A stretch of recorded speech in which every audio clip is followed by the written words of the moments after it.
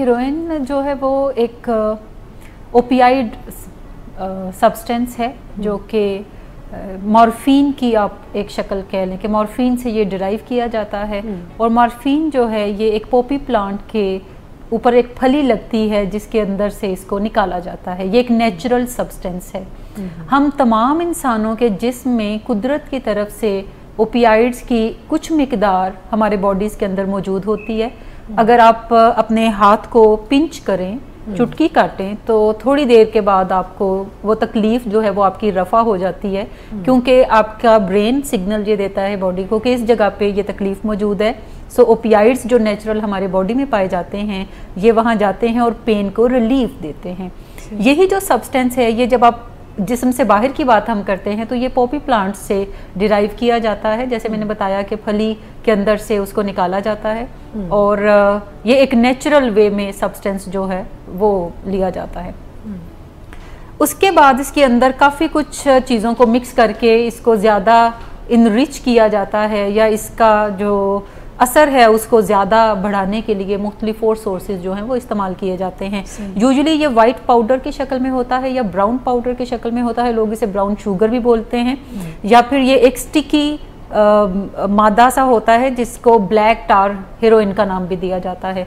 मुख्तलिफ इलाकों में बसने वाले लोग जो हैं और मुख्तलिफ मुल्कों में बसने वाले लोग इसको मुख्तलिफ नामों से बुलाते हैं। मैं अगर ख़ास तौर पे पाकिस्तान की बात करूं तो पाकिस्तान में इसको हेरोइन भी कहा जाता है, और अगर मैं अपनी यंग जनरेशन की बात करूं तो वो इसको हैरी के नाम से बुलाते हैं। अच्छा, which looks so modern and which looks so cool also. अच्छा, जब हम हेरोइन की बात करते हैं तो ये ख़ास तौर पे साउथ वेस्ट और साउथ ईस्ट एशिया के अंदर, मेक्सिको के अंदर और कोलंबिया के अंदर पॉपी प्लांट की काफ़ी ज़्यादा काश्त की जाती है, और ये लोग खेतों के अंदर इसको उगाते हैं और वहाँ से फिर ये आगे जो है भेजा जाता है हेरोइन को बनाने के मकासद के लिए। सही। अच्छा, जब मैं पाकिस्तान की बात करती हूँ तो इसमें खैबर पख्तूनख्वा एक सूबा जो है वो सबसे ज़्यादा मुतासिर नज़र आता है। अच्छा मैडम, सबसे पहले तो जो सवाल मैं आपसे पूछना चाह रही हूँ वो आज मैंने जो सब्सटेंस चूज़ किया है जिसके ऊपर हम रहनुमाई फराहम करना चाह रहे हैं वो है हेरोइन। और पहला सवाल ही मैं आपसे ये पूछूंगी कि आखिर ये हेरोइन चीज़ क्या है? इतना इसका नाम मशहूर है, 1978 से पाकिस्तान इसकी वबा के अंडर है और बेशुमार जाने ये सब्सटेंस ले चुका है, और बेशुमार ऐसे नौजवान इस वक्त भी मौजूद हैं पाकिस्तान में जो इसकी लपेट में है। तो मैं चाहूँगी कि आप सबसे पहले बताएं कि ये चीज़ क्या है। अच्छा, हेरोइन जो है वो एक ओपियाइड सब्सटेंस है जो कि मॉर्फिन की आप एक शक्ल कह लें कि मॉर्फिन से ये डिराइव किया जाता है।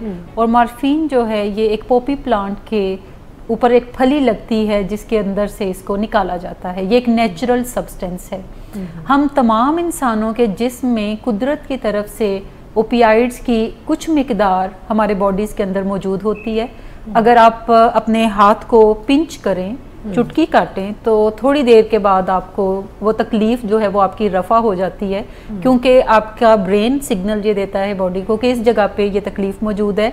सो ओपियाइड्स जो नेचुरल हमारे बॉडी में पाए जाते हैं ये वहाँ जाते हैं और पेन को रिलीफ देते हैं। यही जो सब्सटेंस है ये जब आप जिस्म से बाहर की बात हम करते हैं तो ये पॉपी प्लांट से डिराइव किया जाता है। जैसे मैंने बताया कि फली के अंदर से उसको निकाला जाता है और ये एक नेचुरल वे में सब्सटेंस जो है वो लिया जाता है। उसके बाद इसके अंदर काफ़ी कुछ चीज़ों को मिक्स करके इसको ज़्यादा इनरिच किया जाता है या इसका जो असर है उसको ज़्यादा बढ़ाने के लिए मुख्तलिफ और सोर्सेज जो हैं वो इस्तेमाल किए जाते हैं। यूजुअली ये वाइट पाउडर की शक्ल में होता है या ब्राउन पाउडर की शक्ल में होता है, लोग इसे ब्राउन शुगर भी बोलते हैं, या फिर ये एक स्टिकी मादा सा होता है जिसको ब्लैक टार हेरोइन का नाम भी दिया जाता है।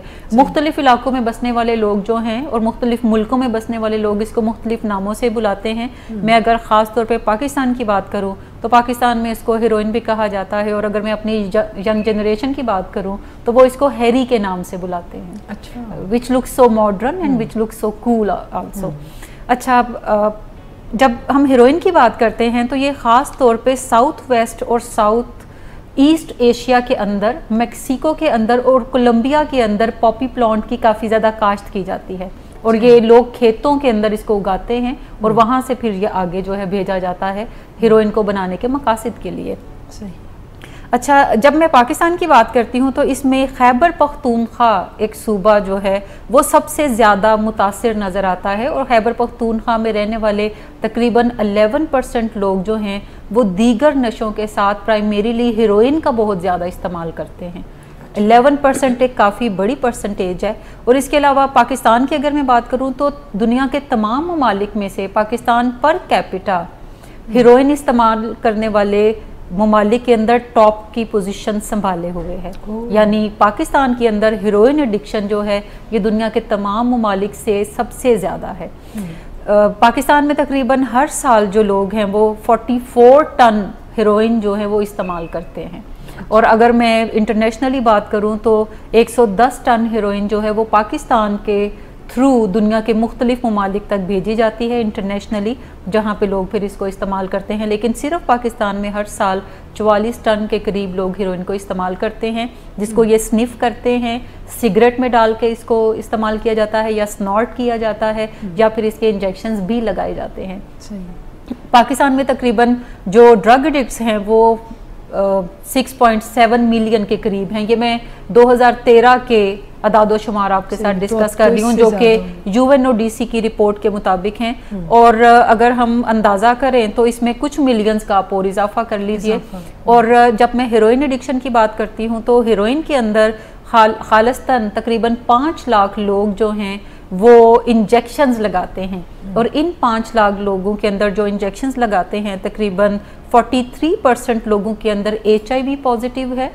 और इसके अलावा हेपेटाइटिस C है जो कि नीडल शेयरिंग की वजह से आता है। और तकरीबन जितने भी लोग इंजेक्शन इस्तेमाल करते हैं 70% जो कि काफ़ी बड़ी परसेंटेज है वो नीडल को शेयर भी करते हैं। ये UNODC की रिपोर्ट के अंदर तमाम अदादो शुमार हैं, जो भी लोग इंटरेस्ट रखते हैं वो जाकर ऑनलाइन इसको पढ़ सकते हैं। सही। सो ये हीरोइन के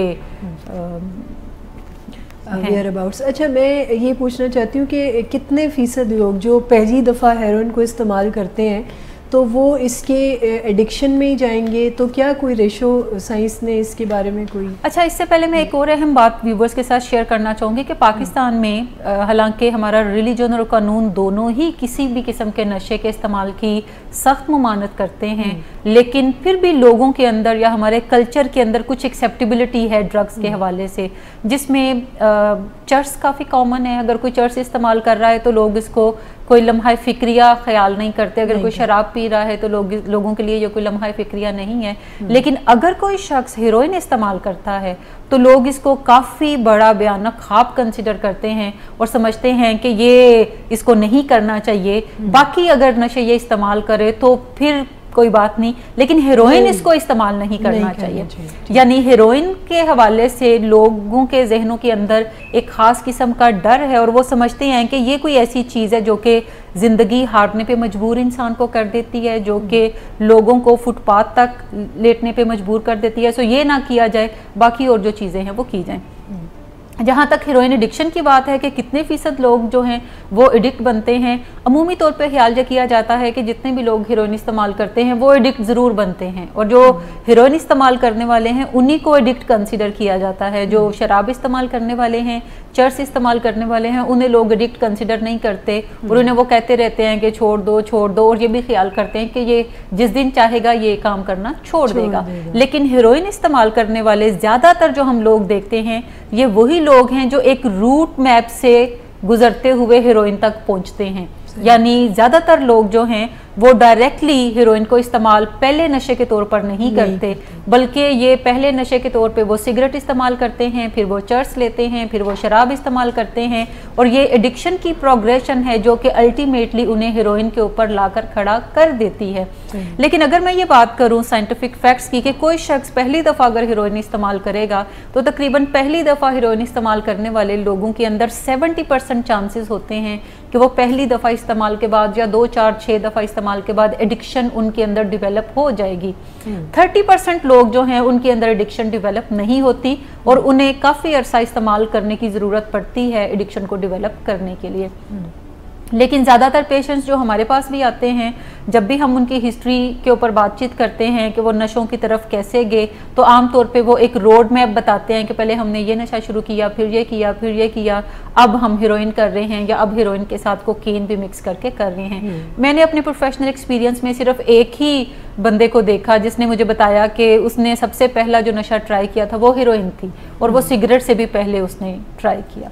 सो अमूमी तौर पर लोग जो हैं वो छोटे नशों से बड़े नशे की तरफ आते हैं, लेकिन अगर कोई डायरेक्टली बड़ा नशा इस्तेमाल करता है तो 70% चांसेस हैं कि वो फर्स्ट टाइम यूज़ के बाद या फिर second, third, fourth time use के बाद एडिक्ट बन जाएगा। अच्छा मैम, इसमें मैं एक बात जानना चाहती हूँ कि हम बात करें ओपीएम की या हेरोइन की, तो ऐसा क्या है इस चीज़ में, इस सब्सटेंस में, कि जो भी इसको इस्तेमाल करता है वो दोबारा लेने पे मजबूर है, या इसकी डिपेंडेंसी में लोग क्यों जाते हैं? कोई तो एक इसमें ऐसा इफ़ेक्ट होगा जो उनको अच्छा फील कराता है, तो वो क्या ऐसा इफ़ेक्ट है? देखें, कोई भी नशा जो लोग इस्तेमाल करते हैं उन्हें मूड ऑल्टरिंग हम कहते हैं तमाम ही नशों को। इसका मतलब है कि राइट नाउ किसी अगर तकलीफ में से कोई गुजर रहा है, परेशानी में से गुजर रहा है, तो नशे समहाउ, एक उनका साइंटिफिक फैक्ट ये है कि वो समहाउ आपकी उस तकलीफ को रफा करने में आपकी मदद करते हैं। ये एक शॉर्टकट मेथड है,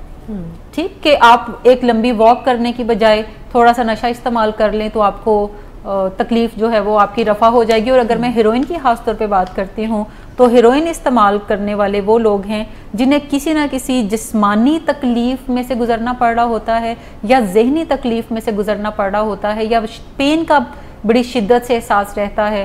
वो जब इस्तेमाल हीरोइन करते हैं तो वो उस तकलीफ में से निकल जाते हैं, क्योंकि जो ओपियाइड्स हैं जैसे नेचुरली वो पेन रिलीवर्स का काम करते हैं। वो ना सिर्फ पेन रिलीवर्स का काम करते हैं बल्कि कुछ प्लेयर भी आपके अंदर इनकलकेट करने की तरफ जाते हैं। किसी हद तक थोड़ी बहुत खुशी भी वो आपको देते हैं, लेकिन इनका मेजर जो साइंटिफिक एक बेनिफिट है वो पेन रिलीवर का है।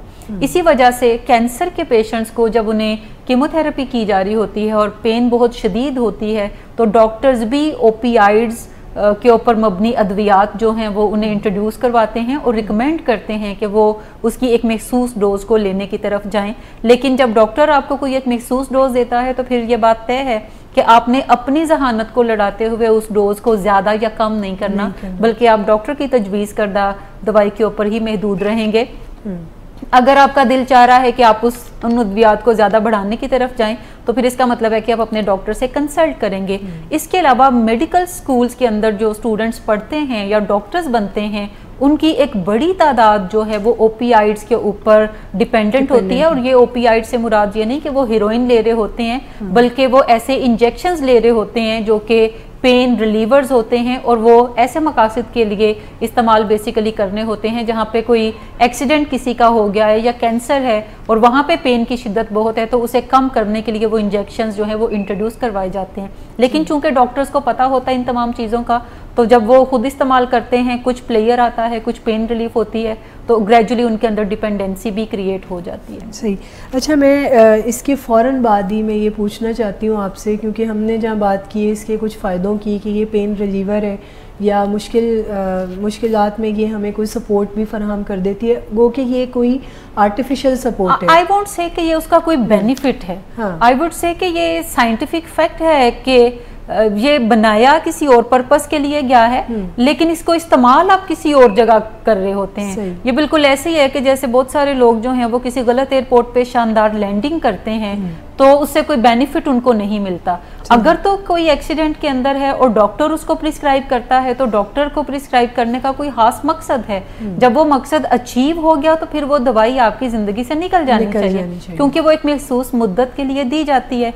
लेकिन अगर कोई शख्स डॉक्टर की तजवीज़ के बगैर ही कोई ऐसे इंजेक्शन इस्तेमाल करता है या अद्वियात इस्तेमाल करता है या फिर हेरोइन इस्तेमाल करता है, तो आप इसको ये नहीं कहेंगे कि इसका कोई वो बेनिफिट उठाना चाह रहे हैं। सही। अच्छा, मैं अब डायरेक्ट अपने उस सवाल पे आती हूँ जिसको सुनने के लिए यकीनन हमारे नाजरीन बहुत बेचैन हैं कि क्या इफ़ेक्ट क्या है, साइड इफ़ेक्ट क्या है, ऐसे कौन से हार्मफुल इफ़ेक्ट हैं हेरोइन के जो कि ह्यूमन बॉडी के ऊपर देखे जाते हैं, इसमें मैं चाहूँगी कि आप इनके शॉर्ट टर्म इफ़ेक्ट्स भी बताएं कि फौरी तौर पे क्या इफ़ेक्ट आता है, और इसके कोई लॉन्ग टर्म इफ़ेक्ट भी बताएं कि जो हेरोइन यूज़ करता है वो एक लॉन्ग टर्म वो किस किस्म की कंडीशंस में आ जाता है। तो ये मैं चाहती हूँ आप बताएं। देखें, जब भी कोई हीरोइन फर्स्ट टाइम इस्तेमाल करेगा तो फौरी तौर पे उसका जो जिस्म है वो गर्म होने लगता है, और इसके अलावा डिजीनेस सी होती है, गनुदगी सी तारी होती है। इसको टेक्निकली हम नोडिंग कहते हैं कि सोने और जागने के बीच की कोई कैफियत के अंदर वो आता है। बाज़-औक़ात नाज़िया भी फील होता है या वॉमिटिंग करने की तरफ जाता है, इससे स्लीप भी स्लाइटली मुतासर उसकी होती है। सो ये कैफियत हैं जो कि शॉर्ट टर्म इफेक्ट हम कह सकते हैं। मुंह खुश्क होने लगता है फौरी इस्तेमाल के बाद। सो बाज़-औक़ात ठंडे पसीने आने लगते हैं आपको थोड़ी देर इस्तेमाल के बाद। सो ये शॉर्ट टर्म इफेक्ट हैं जो कि हमें उन पेशेंट्स के अंदर नज़र आते हैं अलॉन्ग विद सम प्लेयर या पेन के अंदर कोई कमी वाक़या होती है। जब हम लॉन्ग टर्म इफेक्ट्स की बात करते हैं तो वो काफ़ी डेंजरस किस्म के लॉन्ग टर्म इफेक्ट हैं। ख़ास तौर पे मैं बात करना चाहूँगी कि लॉन्ग टर्म इफेक्ट के अंदर जो हमारे दिल के इर्द गिर्द का हिस्सा है, जो हार्ट लाइनिंग है, वो काफ़ी मुतासिर होती है। इसके अलावा दिल के वॉल्व काफ़ी मुतासिर होते हैं और उनके अंदर इन्फेक्शंस क्रिएट हो जाती है लॉन्ग टर्म इस्तेमाल के बाद।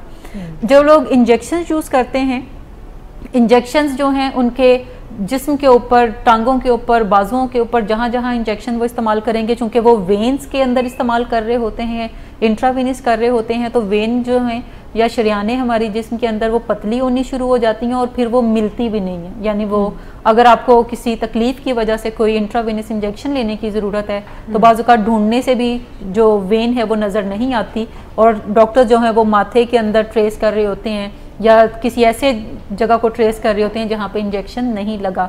लेकिन जो इंजेक्शन लगाने वाले हैं उनकी कोशिश होती है कि जहाँ जहाँ मुमकिन है वो वहीं वहीं पे इंजेक्शन जो हैं वो लगाने की तरफ जाएं। और बाज़-औक़ात दोनों बाजुओं के ख़ास तौर पे ये हिस्से और टांगें जो हैं उनकी ना सिर्फ उन पे ज़ख़म के निशान होते हैं बल्कि ज़ख़म गले सड़े होते हैं, लेकिन उन्हें ये एहसास नहीं होता कि यहाँ पे कोई तकलीफ़ है, क्योंकि जो हीरोइन है वो आपकी तकलीफ़ आपको महसूस नहीं करने देती। सही।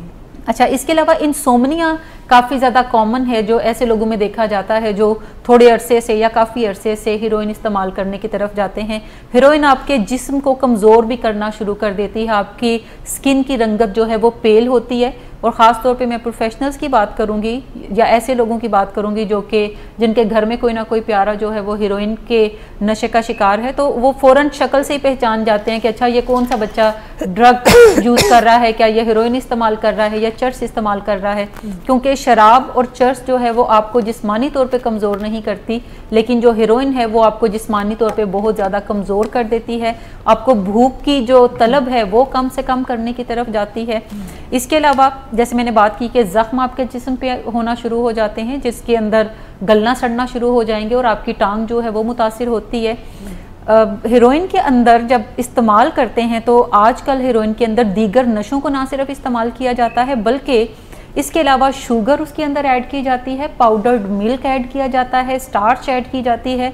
इसका मतलब है कि आप चाहे इसको स्नॉट करें या आप इसको इंजेक्शन के थ्रू लगाएं, आपकी ब्लड के अंदर पाउडर्ड मिल्क शामिल है, स्टार्च शामिल है, शुगर शामिल है, जो कि आपकी वेन्स को जो ब्लड सप्लाई करती हैं आपके दिल को और आपके दिमाग को, आपकी वेन्स को बंद करना शुरू कर देता है, जिसकी वजह से मुनासिब मिकदार में खून की सप्लाई जो है ना आपके दिल तक पहुंचती है ना आपके ब्रेन तक पहुंचती है। इसके अलावा हीरोइन का जो इस्तेमाल है कंटिन्यूस, वो आपके हार्ट रेट को भी शैलो रखता है और आपकी जो पल्स रेट है उसको भी वो शैलो रखता है। सो बाज़-औक़ात आपके ब्रेन को इनफ ऑक्सीजन नहीं पहुंच पाती।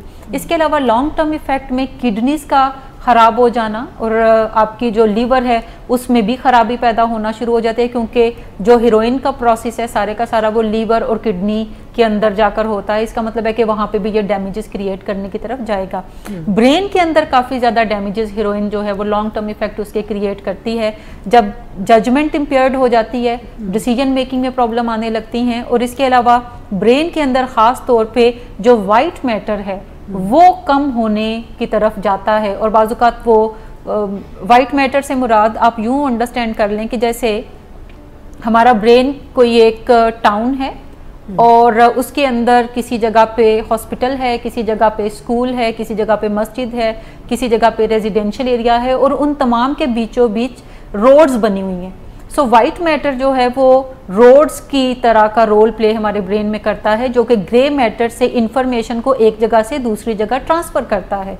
और अगर वाइट मैटर हमारे ब्रेन में कम हो जाता है हेरोइन की वजह से, तो इसका मतलब है बहुत सारी इंफॉर्मेशन जो एक जगह से दूसरी जगह ट्रांसपोर्ट होनी है, वो इंफॉर्मेशन वक्त पे ट्रांसपोर्ट नहीं होंगी, या फिर वो इंफॉर्मेशन सीधे से ट्रांसपोर्टेशन की तरफ जाएंगी ही नहीं। इसी की वजह से आप सही डिसीजन नहीं बना सकेंगे, इसी की वजह से आपकी जजमेंट जो है वो भी ख़राब होती है, आपको सही गलत की पहचान जो है वो नहीं आपका ब्रेन करने की इजाज़त देता। बिहेवियर के ऊपर आपका कंट्रोल जो है वो काफ़ी ख़त्म हो जाता है, आप अपने इमोशंस को मैनेज करने में भी काफ़ी डिफ़िकल्टी महसूस करते हैं। सो ये लॉन्ग टर्म इफ़ेक्ट्स के अंदर काफ़ी सारी चीज़ें हैं जो कि हमें नुकसान देती हैं। आपने बहुत डिटेल से लॉन्ग टर्म इफ़ेक्ट्स बताए। मैं अगला सवाल भी इसी हवाले से पूछना चाह रही थी, जिसमें से कुछ चीज़ों का जवाब तो आपके इस कंटेंट में भी मुझे मिला। मैं चाहती थी कि नाजरीन को ये भी बताया जाए अलग से कि कैसे वो डिस्टिंग्विश करें कि हमारा ये प्यारा जो है अब ये हेरोइन एडिक्शन में आ गया है, तो ऐसे कौन से साइन एंड सिम्टम्स हैं या कौन से ऐसे बिहेवियरल चेंजेस हैं कि जिसमें हम देख सकते हैं कि अब जो ये बिहेवियर इसका बनता नज़र आ रहा है, ये बिहेवियर कोई सब्सटेंस अब्यूज़ या हेरोइन है इसके पीछे, तो ऐसे कौन से बिहेवियर्स बनते हैं जो हेरोइन ही। देखिए, जब हम ड्रग एडिक्शन की बात करते हैं तो तमाम ही सब्सटेंसेस के कुछ मिले जुले आपको बिहेवियर्स के अंदर चेंजेस नज़र आते हैं, जिसमें पैसों का इस्तेमाल काफ़ी ज़्यादा चूँकि होता है, क्योंकि हीरोइन चर्च की निस्बत महंगी है। सो बार बार ये बच्चे पैसे आपसे मांगने की तरफ जाएंगे, या हो सकता है आपको घर में पैसे अगर किसी जगह आपने रखे हैं तो आपकी जेब से निकल जाएं, चोरी होने की तरफ जाएं, और आप ढूंढते फिरें कि आपने इतने पैसे रखे थे, इसमें से इतने पैसे कम हैं, वो कहाँ गए हैं। बाज़-औक़ात जब काफ़ी ज़्यादा इस्तेमाल बढ़ जाता है तो कोई ना कोई ज्वेलरी पीस भी ये बच्चे लेकर उठाकर तो इस्तेमाल करने की तरफ जाते हैं। इसके अलावा रात को देर तक जागना और देर से घर आना, और बाहर जिन लोगों के साथ इनका मिलना मिलाना होता है, अगर आपके दरवाजे पे कोई दोस्त बुलाने आता है तो उसकी अजीबोगरीब हालत होती है, कपड़े अच्छे नहीं पहने हुए, हेल्थ अच्छी नहीं है, हाइजीन बहुत ज़्यादा पुअर है, तो आप अंदाज़ा लगा लेते हैं कि ये बच्चा कोई नशो नशे से मुतल्लिका है। और ख़ास तौर पे इस तरह की जब हालत किसी की होगी तो उसमें हीरोइन जो है वो काफ़ी कॉमन नशा आपको नज़र आती है। लड़ाई झगड़ा बहुत ज़्यादा करने की तरफ जाएंगे, रात को देर से घर आना, सुबह देर तक सोए रहना। अगर आप कहते हैं नाश्ता उठ के कर लो तो नाश्ते में कोई दिलचस्पी नहीं, खाना के टाइम पे मौजूद है तो खाने में कोई दिलचस्पी नहीं, और रात के टाइम पे तो वो मौजूद ही नहीं होगा क्योंकि ये टाइम उसने बाहर अपने दोस्तों के साथ गुजारना है। इसके अलावा हीरोइन के पेशेंट्स के अंदर ख़ास तौर पे एंटी सोशल बिहेवियर आपको डेवलप होता नज़र आता है, और या एंटी सोशल पर्सनैलिटी डिसऑर्डर भी बाज़ औक़ात आपको डेवलप नज़र आता है, क्योंकि ये बच्चे जो हैं लोगों का सामना नहीं करना चाहते, लोगों की नज़रों से छुपना चाहते हैं, क्योंकि कहीं सबकॉन्शियस में उनका माइंड ये कहता है कि अगर तुम लोगों के सामने आओगे तो लोगों को पता चलेगा कि तुम ये काम करते हो तो उससे तुम्हारी बेइज्जती होगी। सो वो लोगों से हमेशा बचेंगे। घर के अंदर गेस्ट है तो वो उनसे मिलना नहीं चाहेंगे, कोई ना कोई बहाना लगाएंगे कि हमने क्यों नहीं मिलना। इसके अलावा वो आपकी नज़रों से भी ओझल रहने की कोशिश करेंगे। रात को देर से आएंगे, जब आप सो चुके हों, सुबह उठकर चले जाएंगे, जब आप किसी ना किसी कामकाज में गए हुए हैं या आप सो रहे हैं तो वो उठकर घर से निकल जाएंगे। ठीक, हाइजीन काफ़ी पुअर इन बच्चों की होती है जो ख़ास तौर पे हीरोइन इस्तेमाल करने वाले होते हैं। वो चाहे आपके घर में रहते हैं, अगर आप घर से बाहर देखें, जैसे फुटपाथ पे अगर कोई बच्चा रहता है उसकी हाइजीन तो पुअर है ही है, लेकिन जो घर के अंदर है, नहाने धोने का कोई ज़्यादा वो पाबंदी नहीं करेगा, कपड़े नहीं बदलेगा, कपड़ों के अंदर आपको कुछ जलने के आसार नज़र आते हैं, जैसे कोई ना कोई सिगरेट लगा हुआ, किसी ना किसी माचिस की तीली के निशान आपको नज़र आते हैं। उनके कपड़े जो हैं वो ज़्यादातर आपको अच्छी हालत में नज़र नहीं आएंगे, कहीं ना कहीं कुछ जला हुआ लगेगा। इसके अलावा अगर आप उनकी हाथों की उंगलियों को गौर से देखें तो वो पीले निशान होंगे हाथों की उंगलियों पे, या कुछ जले हुए निशान होंगे, और नाखून भी उनके जो हैं वो पीले रंगत जो है या काली रंगत इख्तियार कर चुके होंगे। ये हीरोइन के सब्सटेंस को इस्तेमाल करना, सिगरेट के अंदर डालना या उसको जलाने के प्रोसेस के अंदर उनके ये तमाम हाथ भी ख़राब होने की तरफ जाते हैं। इसके अलावा चेहरे की रंगत काफ़ी ज़्यादा पीली उनकी होती है, जैसे मैंने बताया लड़ाई झगड़ा बहुत ज़्यादा करेंगे, दोस्त उनके अजीबोगरीब किस्म के नज़र आएंगे, बाल हैं बड़े हुए हैं, कटिंग का कोई ख्याल नहीं, पैसों का इस्तेमाल बहुत ज़्यादा मांगने की तरफ वो जाएंगे, चोरी करना पड़ेगी तो उससे दरेक नहीं करेंगे, लड़ाई झगड़े के अंदर बहुत ज़्यादा इन्वॉल्व रहेंगे, घर वालों से बातचीत के अंदर कम से कम वो जाएंगे। इसके अलावा लाइट सेंसिटिविटी भी बहुत होती है कि वो कम रोशनी में रहना चाहेंगे, वो ज़्यादा रोशनी में रहना नहीं चाहेंगे, यानी रात को उठना और दिन को कोशिश करना सोए रहें और फिर गायब हो जाना। तो ये चीज़ें हैं। अच्छा, जब मैं इस बारे में बात करती हूँ कि कोई पर्सन, अब हम बात ही उस पर्सन की करें जो एडिक्शन में है हेरोइन की, ऐसे में अगर उस शख्स को ड्रग मिलना बंद हो जाए या उसको किसी ट्रीटमेंट में डाल दें या वैसे ही उसे ड्रग नहीं मिल रही, तो ऐसे में किस किस्म के बॉडी विड्रॉल्स वो फेस करेगा जो ख़ास तौर पे हेरोइन देती है, वो उनकी क्या तफसील? अच्छा, बड़ी दफ़ा ऐसा भी होता है कि घरों में लोग कोशिश करते हैं अपने बच्चे को हीरोइन छुड़वाने की, और वो कोशिश ये करते हैं कि कमरे में बंद कर देते हैं, बाज़-औक़ात उसकी मर्ज़ी से और बाज़-औक़ात उसकी मर्ज़ी के ख़िलाफ़ कमरे में बंद कर देते हैं, और उनका ख्याल होता है कि ये कोल्ड टर्की मेथड के थ्रू, जिसमें कोई डॉक्टर नहीं, कोई डॉक्टर की सुपरविजन नहीं, कोई दवाई नहीं, तो ये खुद ही 2-4 दिन के अंदर ठीक हो जाएगा। और उस बच्चे या बच्ची का भी यही ख्याल होता है कि 4-5 दिन अगर आप मुझे बंद रखें, ज़बरदस्ती करें तो मैं ठीक हो जाऊंगा, मैं बाहर जाने की कोशिश करूं तो मुझे ना भेजें, बस मुझे खाना टाइम पे दे दिए। अच्छा, जब भी किसी शख्स का विड्रॉल होता है और उसमें हेरोइन का विड्रॉल जो कि काफ़ी सवेयर होता है, इसको हमेशा डॉक्टर की सुपरविजन में करना चाहिए। विड्रॉल मैनेजमेंट जो है ये काफ़ी क्रिटिकल स्किल है, और अगर आप अच्छे तरीके से आपको मैनेज नहीं करना आता तो बाज़-औक़ात आपके बच्चे या बच्ची की या पेशेंट की डेथ भी हो सकती है। सो एक तो रिकमेंडेशन ये है कि जब आप विड्रॉल मैनेजमेंट की बात करते हैं तो वो फिर हमेशा डॉक्टर की सुपरविजन में होना चाहिए।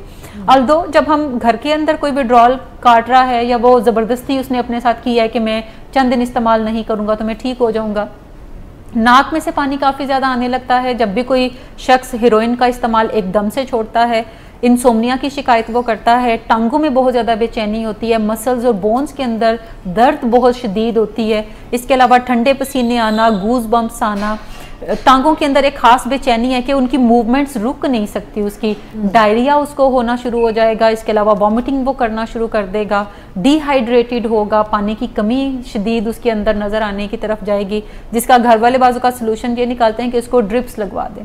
ड्रिप्स भी कारआमद हैं, लेकिन उसके साथ साथ प्रॉपर दवाई की भी ज़रूरत है ताकि ये तमाम तकालीफ जो हैं वो उसको फेस ना करनी पड़े और वो अच्छे तरीके से चीज़ों को मैनेज करने की तरफ जाए। अच्छा, बहुत सारे पेशेंट ये भी ख्याल करते हैं कि शायद विड्रॉल अगर मैं ज़्यादा तकलीफ से गुजारूंगा तो फिर मुझे कुछ अकल आएगी कि मुझे इसको इस्तेमाल नहीं करना, क्योंकि मैं बार बार उस तकलीफ़ में से नहीं गुजरना चाहूँगा। विड्रॉल की तकलीफ़ जितनी है, नशे का मज़ा उससे ज़्यादा रहता है, और हमेशा जो रीसेंट मेमोरी है हम तमाम लोगों की, वो ज़्यादा ओवर पावर करती है इवन पास्ट की किसी हर्टफुल मेमोरी से भी। रिसेंट अगर आप कोई ड्रग कर रहे हैं और आपको मज़ा आ रहा है तो फिर आपको ये याद नहीं रहेगा कि लास्ट टाइम जो आपने घर में विड्रॉल बर्दाश्त किया था वो कितना शदीद था और वो कितना पेनफुल था और आपने कितनी तकालीफ में से आपको गुजरने की ज़रूरत पड़ी। सो हमेशा याद रखें कि विड्रॉल को घर में डील करने की कोशिश ना करें, ये किसी न किसी डॉक्टर की सुपरविजन में होना चाहिए, और ख़ास तौर पे जो लोग ड्रग एडिक्शन के माहिर हैं उनकी सुपरविजन के अंदर ये होना चाहिए। लेकिन ये विड्रॉल सिम्टम्स आपको कॉमनली नज़र आएंगी अगर आप घर पे किसी कोई बच्चा छोड़ता है, या इवन हॉस्पिटल में भी अगर कोई छोड़ेगा तो यही विड्रॉल सिम्टम्स उसको आएंगी। हॉस्पिटल के अंदर जब हम विड्रॉल मैनेज करते हैं तो हम रिएक्टिव अप्रोच के साथ नहीं करते, यानी हम बैठ के इंतजार नहीं करते कि अच्छा इसने 2 घंटे पहले नशा किया है तो अब 6 घंटे के बाद इसको तकलीफ का सामना करना पड़ेगा, तो जब तकलीफ आएंगी तो फिर कुछ करेंगे। बल्कि हॉस्पिटल के अंदर जब कोई पेशेंट आता है तो उसकी डोज पूछकर कि इसको कितनी कोई तकलीफ का सामना करना पड़ेगा, उसको पहले से ही दवाई दे दी जाती है ताकि उसका जिस्म जो है वो उसके अंगेंस्ट एक डिफेंस बिल्ड करना शुरू कर दे और वो तकलीफ़ें जो हैं उतनी शिद्दत से उसको महसूस ना करनी पड़े जितनी के शिद्दत से अदरवाइज़ वो आ सकते हैं। सही। अच्छा, एक आखिरी सवाल इससे पहले कि मैं कुछ ट्रीटमेंट के हवाले से आपसे पूछूं कि ये हेरोइन में ओवरडोज का कैसे पता चलता है, क्या सिम्टम्स हैं कि पता चले कि अब ये पर्सन ओवरडोज्ड है? अच्छा, हीरोइन के अंदर ये शायबा हमेशा रहता है कि आप ओवरडोज ना हो जाएं, और ये काफ़ी रिस्क फैक्टर है क्योंकि जितना भी कोई नशा करता है उसको मज़े की तलब हमेशा उससे ज़्यादा ही रहती है, और ये नशे का जो मज़ा है ये एक बॉटमलेस कोई बकेट है जिसके अंदर आप जितना भी नशा डालते जाएंगे वो भरेगी कभी नहीं, और पेशेंट को या जो भी नशा इस्तेमाल करने वाला है उसको चैन तब आएगा जब वो बकेट भर जाएगी। So there is no limit to it. ठीक, सो इसमें इस खदशा ये रहता है कि जब भी कोई हेरोइन इस्तेमाल करता है और अगर उसके पास क्वांटिटी ज़्यादा है और वो मज़े के लिए ज़्यादा कर रहा है, और ज़्यादा करने को दिल चाहेगा, और ज़्यादा करने को दिल चाहेगा, तो कहीं पे भी वो ओवरडोज हो सकता है। ओवरडोज जब कोई घर के अंदर है तो उसे एक तो फौरी तौर पे इमरजेंसी में डील करने की ज़रूरत होती है, वो आप घर पे नहीं डील कर सकते।